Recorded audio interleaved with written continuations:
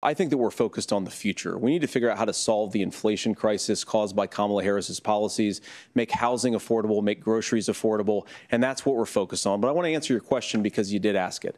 Look, what President Trump has said is that there were problems in 2020, and my own belief is that we should fight about those issues, debate those issues peacefully in the public square, and that's all I've said, and that's all that Donald Trump has said. Remember, he said that on January the 6th, the protesters ought to protest peacefully. I believe that we actually do have a threat to democracy in this country, but unfortunately, it's not the threat to democracy that Kamala Harris and Tim Walz want to talk about. It is the threat of censorship. It's Americans casting aside lifelong friendships because of disagreements over politics. It's big technology companies silencing their fellow citizens. And it's Kamala Harris saying that rather than debate and persuade her fellow Americans, she'd like to censor people who engage in misinformation.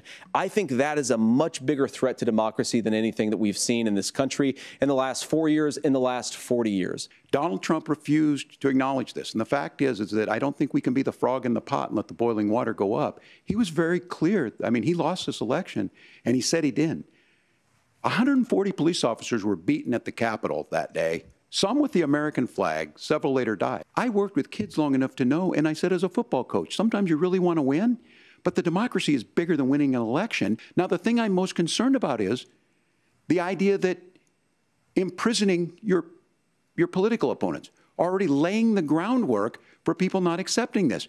And a president's words matter. A president's words matter. People hear that. So I think this issue of settling our differences at the ballot box, shaking hands when we lose, being honest about it, but to deny what happened on January 6th, the first time in American history that a president or anyone tried to overturn a fair election and the peaceful transfer of power. And here we are 4 years later in the same boat. I will tell you this, that when this is over, we need to shake hands this election, and the winner needs to be the winner. This has got to stop. It's tearing our country apart. That's what we're asking you, America. Will you stand up? Will you keep your oath of office, even if the president doesn't?